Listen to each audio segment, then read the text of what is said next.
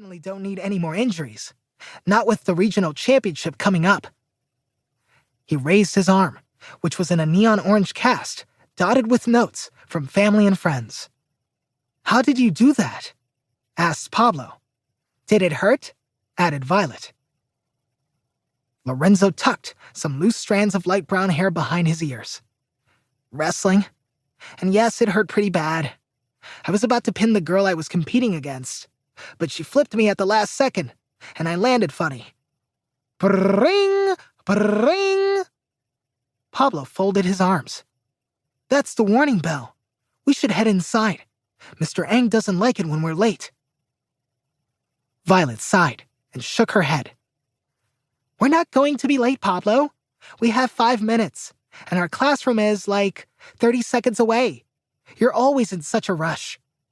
You can be late if you want to, but I'm heading inside.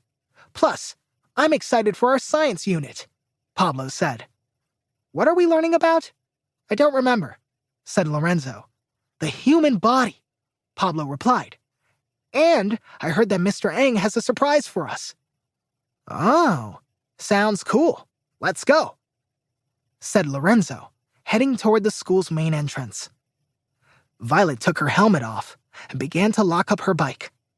Maybe Dr. Crisp will have a surprise of her own, she whispered to Pablo. Pablo's worried face softened into a smile.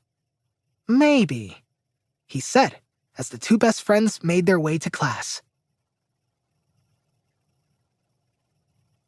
Chapter 2. The students of Mr. Ang's 3rd grade class were seated and waiting for the school day to begin. The room buzzed with whispers about the model of a human body sitting on Mr. Ang's desk. It had tan skin that covered its face, but they could see the organs inside its chest and the muscles on its arms. I want muscles like those, Lorenzo exclaimed.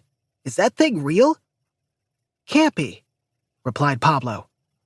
Yeah, definitely not real, but it looks so... Violet paused. Real, Lorenzo added. Look, Pablo pointed. I told you blood could be blue. Violet looked closely at the fake blood vessels in the fake neck.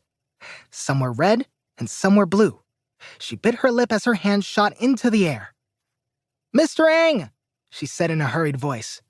Yes, Violet? Blood isn't blue, right? No, blood isn't actually blue, answered Mr. Ang. Ha ha, I told you, Pablo, said Violet, as she crossed her arms and leaned back in her chair. Violet, it's not nice to tease, Mr. Ang reminded her. Especially not your best friend, Pablo said under his breath. Violet shifted in her chair before mumbling. Sorry, Pablo. It's okay, Pablo mumbled back. Violet raised her hand again. Since blood isn't blue, why are those blood vessels blue?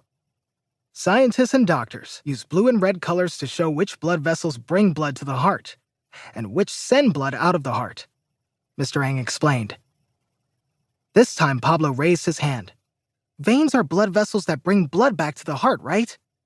That is correct, Mr. Ang replied. Pablo turned to Violet and smiled with his chin in the air. Humph, Violet grumbled. And arteries send blood out to the body. Mr. Ang picked up a pencil and began to trace the model blood vessels. Arteries, he repeated. Oxygen makes our blood bright red, he continued. And blood leaving the heart has a lot of oxygen, thanks to our lungs. That's why arteries are colored red.